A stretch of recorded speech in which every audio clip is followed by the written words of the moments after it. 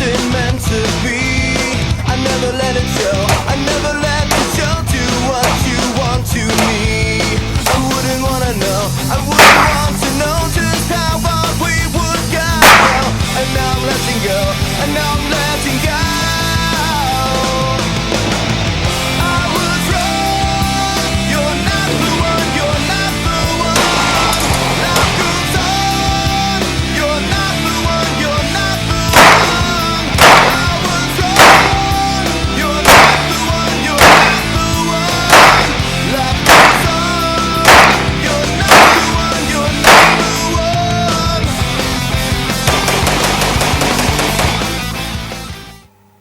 Hey guys, and welcome to Ozzie Reviews. Well, today I'm checking out the Walther PPQ M2 9mm pistol.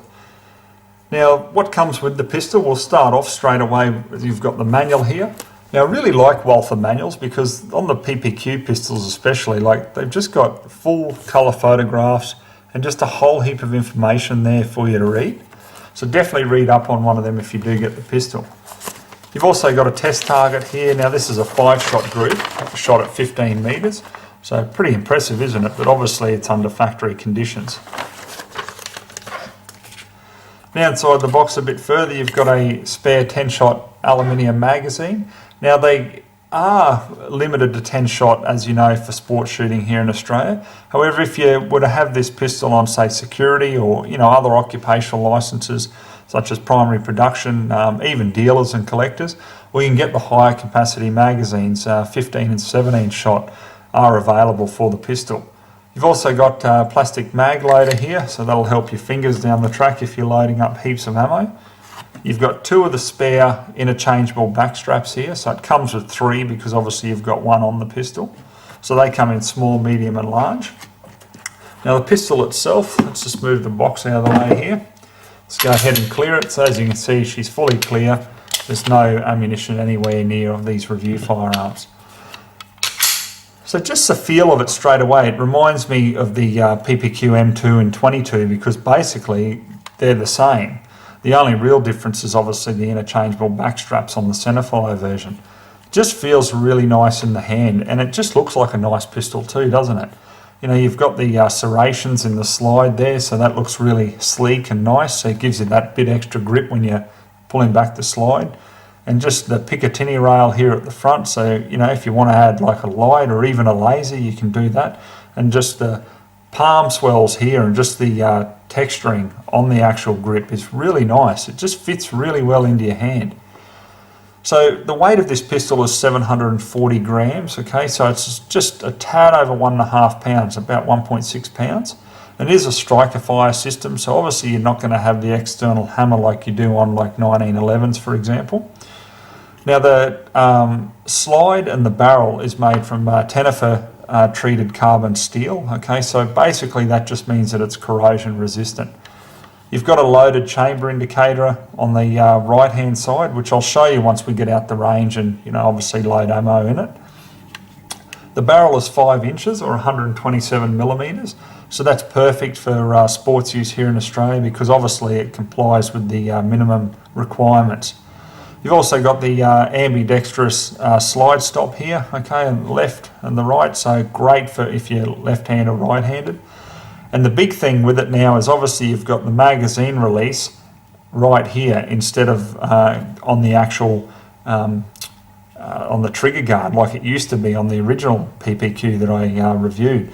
So really good for muscle memory, and once again, if you're left-handed, you don't miss out because this is ambidextrous as well, or changeable, interchangeable I should say. You can put it over to the right-hand side there if you're a left-hand shooter. So really, really good. The polymer in general is just a typical high-strength polymer frame that Walther make. And as I say, like the palm swells and just the fit to your hand is really, really nice. The actual sights are your standard 3-dot, like fast acquisition type sights. So your rear is adjustable there, for your windage. So really quite nice. They come up to the eye, very well. I mean, probably my preference though is just looking at them. I really like those front high-vis red sights that come standard on the PPQ M2 and 22. But hey, that's just my personal take on it.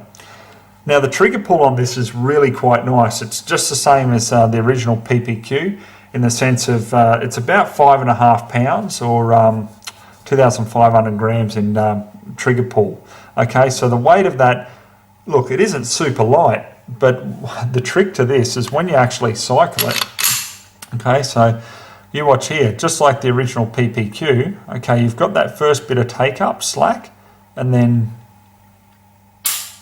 breaks fairly crisp from there.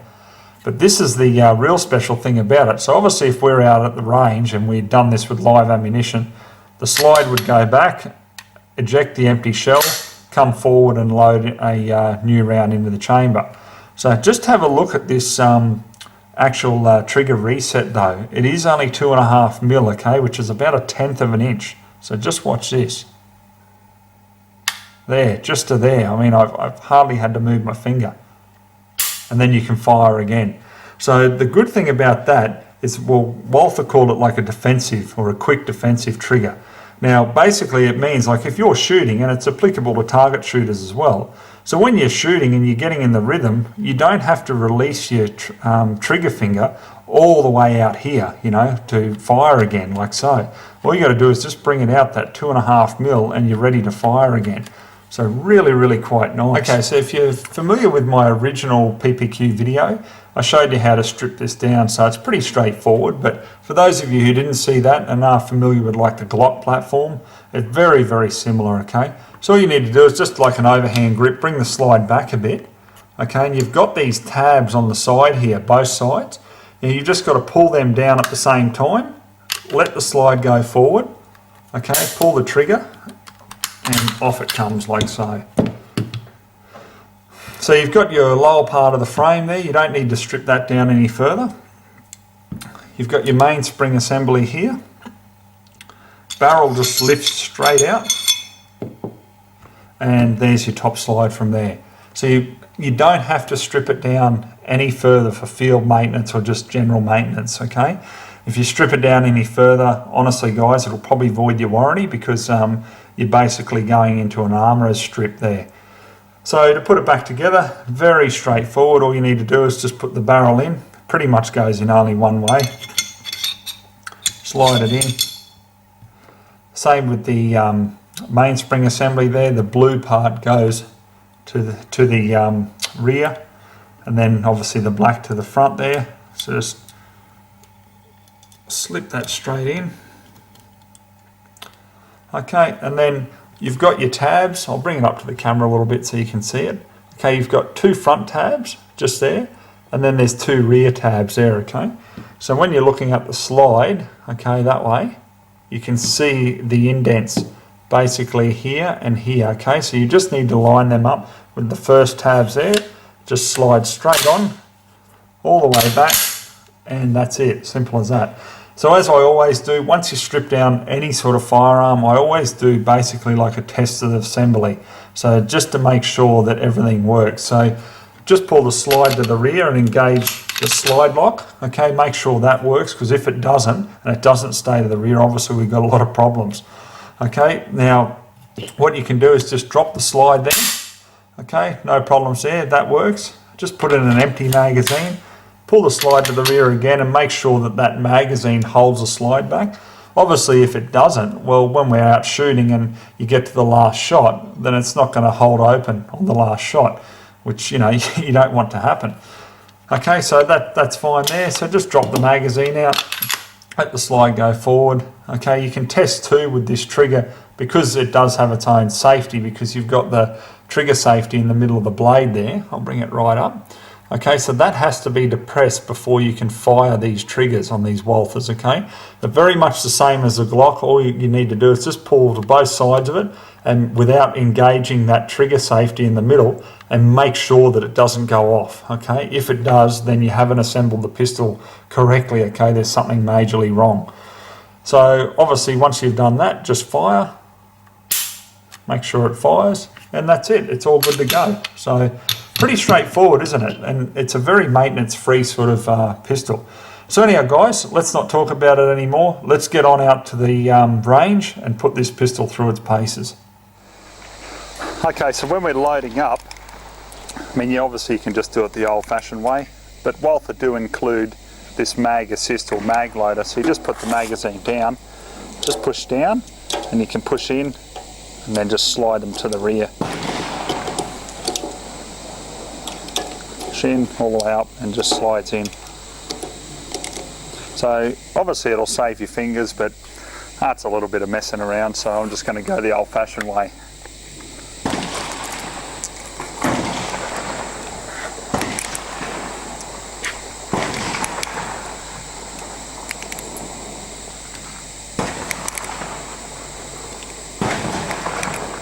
Now just to start with, I'll just put 10 rounds through it just to get a feel for that trigger.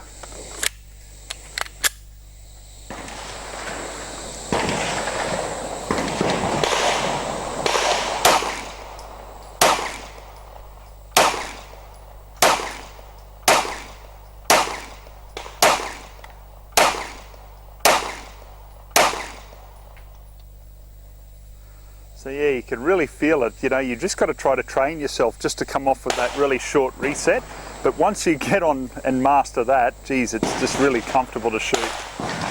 We've got an array of different ammo here, guys. So, you know, I've got some of the more cheaper, like Highland ammo. Okay, so that's 115 grain jacketed hollow points. We've also got the 124 grain lead round nose from Gecko. Then we go up into a premium line here with the Golden Sabre from Remington. Now they're 147 grain brass jacketed hollow points.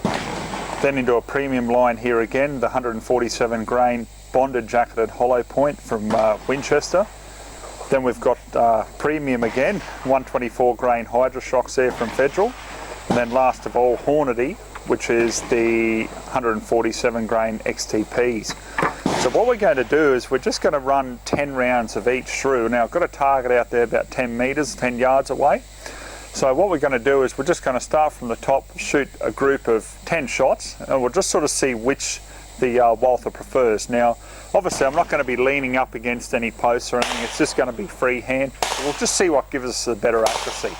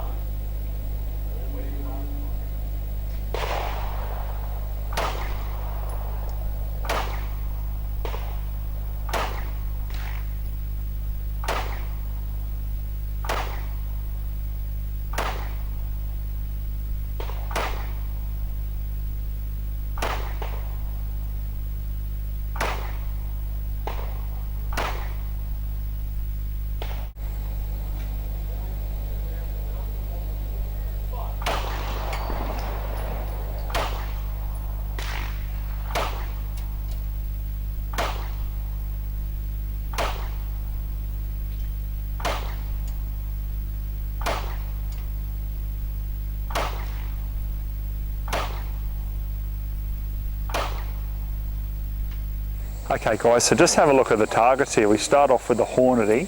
They've come in really nice, but then again, what would you expect from such a, premium brand?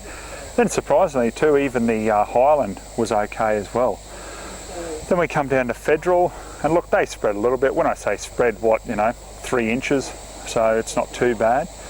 And then we came over to Remington, started to get some really nice grouping there, and then a couple obviously off from there. Coming down to the Gecko, it started to spread. I didn't really do too well with that.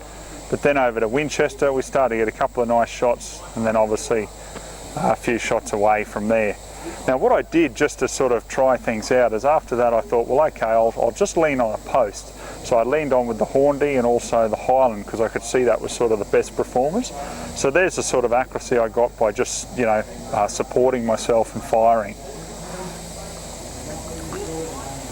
So overall, not too bad. I think probably the Hornady would be the best, but if you want to just have a bit of a plinking round through this particular handgun, then obviously Highland would be a cheap alternative.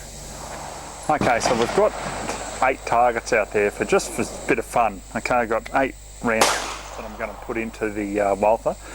We're just going to shoot from one to the next and just see if we can get a couple of bullseyes. Let's have some fun.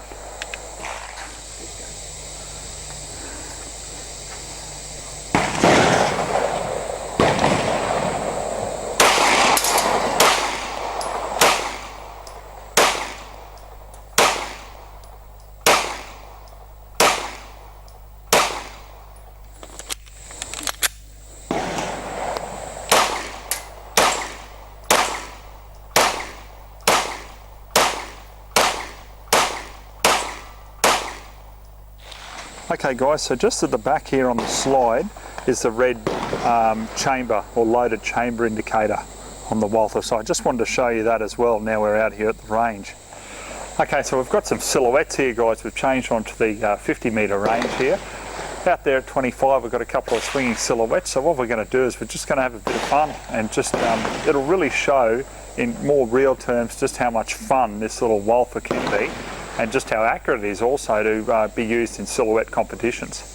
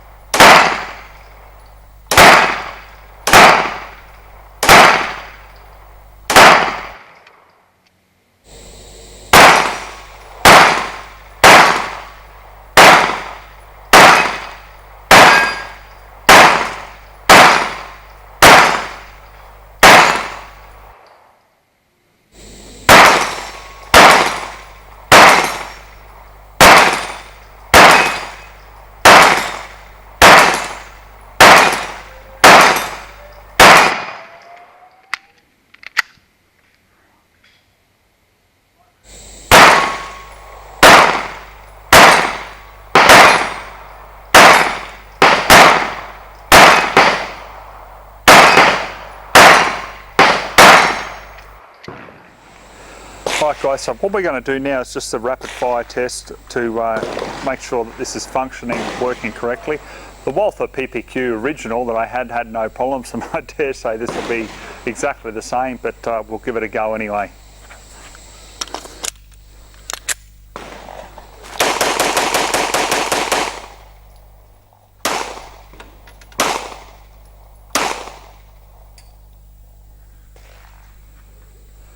Okay guys, so look, I'll wrap up my final thoughts on the Walther PPQ M2 in 9mm. Just like the original PPQ, I've had absolutely no problems with it whatsoever.